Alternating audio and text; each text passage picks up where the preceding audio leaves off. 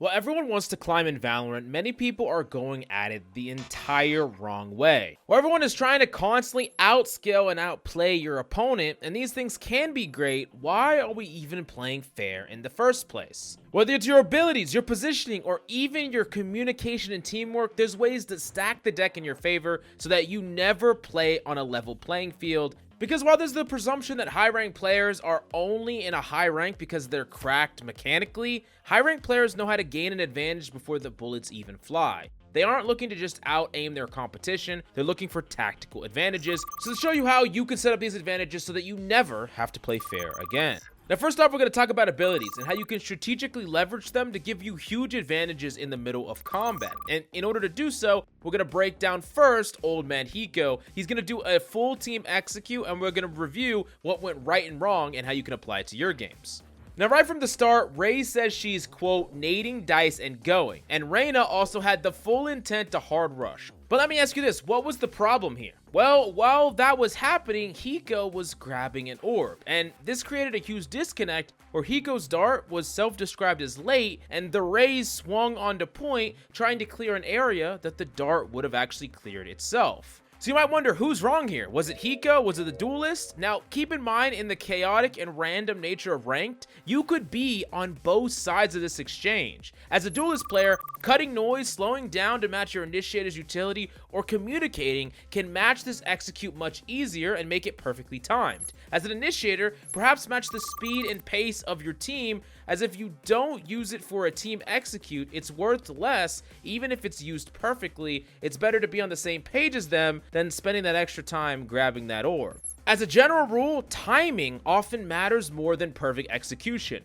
A dart that clears everything perfectly on site doesn't matter at all if it's 10 seconds late. This is why first and foremost you should try to get the timing right rather than super harping on perfect and proper execution, although both definitely matter. Now, after the trades come out on site, it's a 3v3 scenario with Omen planting and Hiko playing Hell. He uses 2 shark darts creatively to spam the top left cubby, and even though it didn't get direct value here, if the killjoy died to the enemy Omen, it would have been traded by a shock dart, or at the very least got them weaker so it'd been easier for him to trade. Also note, in general, if you don't have full confirmation where enemies are 100%, applying damage to a strong positional space will weaken them or clear them. And when I say strong positional spaces, I'm talking about spaces that people like to play, corners and cubbies. Oftentimes in heaven, they play that top left or top right, so applying damage in those locations are more likely to get value in the blind than using them just in a random middle of the open location. Now, his killjoy is going to die from tree, so it's a raw 2v2. And while his Omen fights tree, he's going to take that fight heaven. If he just tucks here and his Omen loses, he's in a 2v1 where the Sova will drop and killjoy will swing, and it's just going to be GG. As a note for you, you need to try and utilize your team's attention and value to get trades while you can. Playing with your team incorrectly is often better than playing with yourself correctly. He gets the trade on Sova and is in a 1v1 with the killjoy. Now, it's finally a 1v1 and Hiko clutches it out because it's, well, Hiko, but think of all the coordination, proper trading, and ability use that went into getting this true 1v1 in the first place.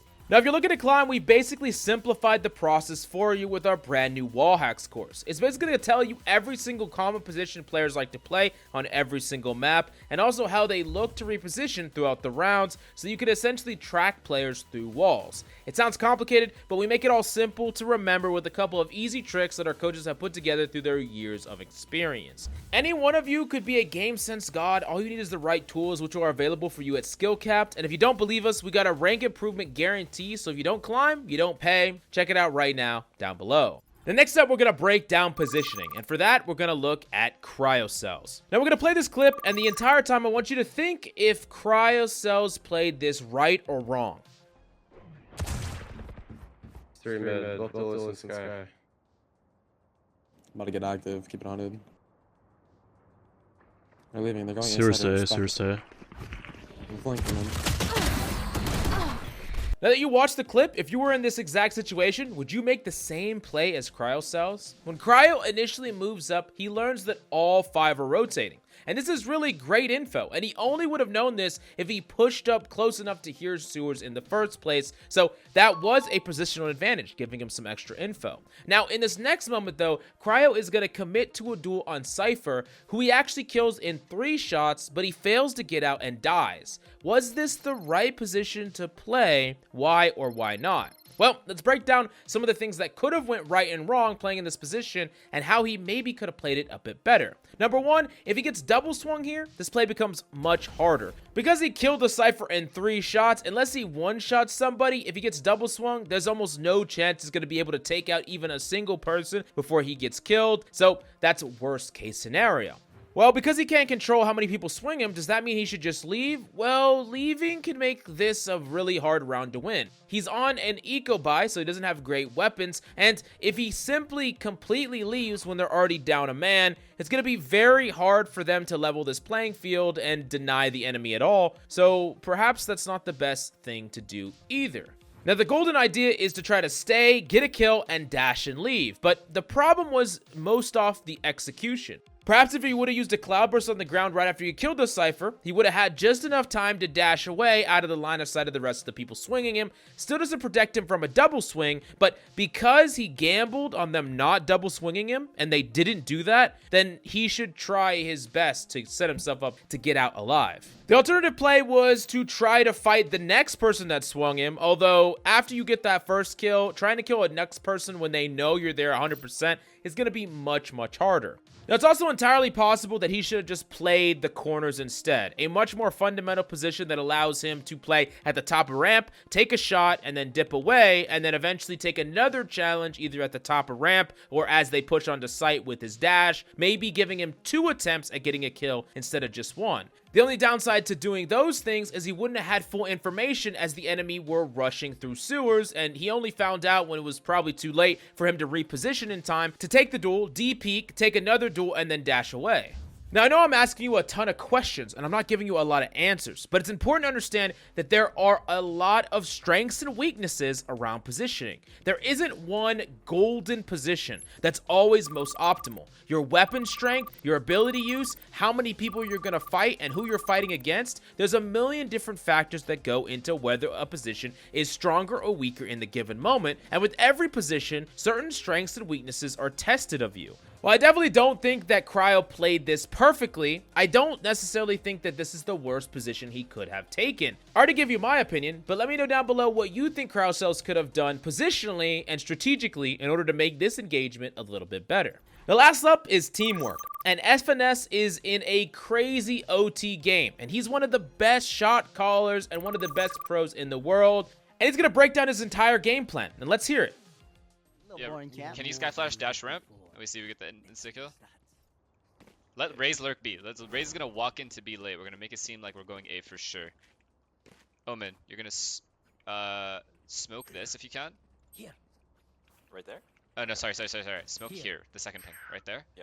And then we're just gonna fuck around on ramp. And then after that, you're gonna dog into the A bomb site after we take ramp. Sky flash ramp. So now that we've heard it, he wants the Raze to lurk, the Omen to mid heaven smoke, the Sky to flash, and the Jet to dash heaven, so they get ramp control, and then afterwards, Sky's gonna dog bomb site, and it's gonna make the enemy hard think that they're committing to A while the Raze sneaks in, takes space, and then they're gonna rotate back. Seems like a really good play, right? All in all, it was well executed, it baits enough to get the people to rotate. It's a really well executed play that could get them kills just trying to take space on ramp and heaven and things like that. Let's see what actually happens after he gave the whole breakdown of the play. Oh my god. Oh my god, dude. Now, as you can see, just about everything went wrong that could have gone wrong. Why exactly did this fall through? And what can you do in your games to prevent this exact thing from happening? Number 1, only his Omen was locked into the play. A complex play based on actions of multiple people, especially the Sky and Jet, they weren't giving him any vocal feedback of the play at all, And this was super problematic. Only Omen was talking back and forth with him. He was the only one that was locked into the play in any meaningful way. Number 2, the play was just way too complex. And perhaps for these level of players, it shouldn't be, but honestly, the more complex a play is, the harder you will get the execution right. And I think there's a spectrum here, and this had too many pieces all in all. If you're trying to encourage teamwork and create it in the chaotic nature of ranked, the more simple you can make plays, the better and more likely they will be followed correctly. Remember, we've talked about this throughout the video. Doing things together is oftentimes better than doing things correct, right? That's super important. Like, it doesn't matter if one plan is the most masterful, perfect plan of all time.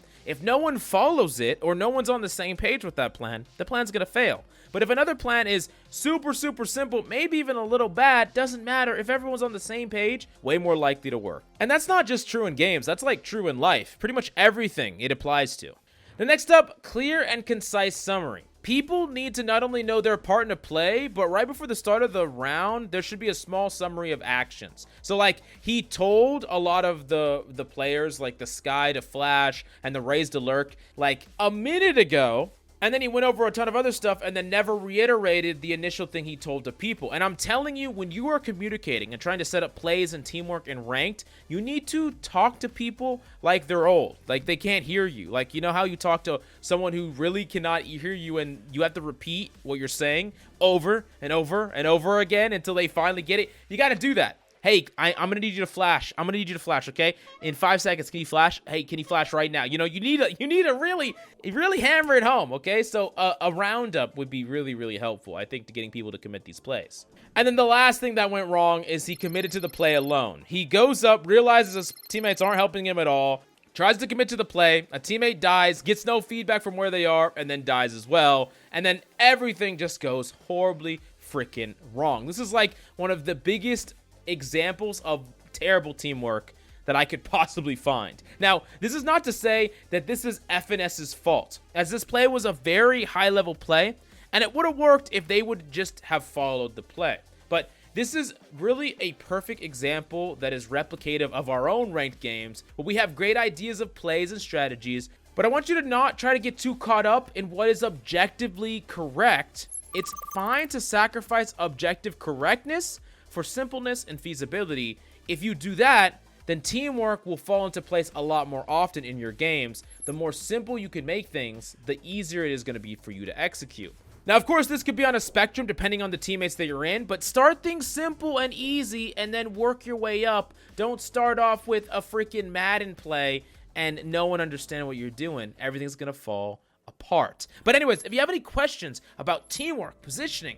or freaking ability use, let us know in the comments down below. And definitely check out SkillCapped for everything you need to start climbing. Thank you, and we'll see you next time.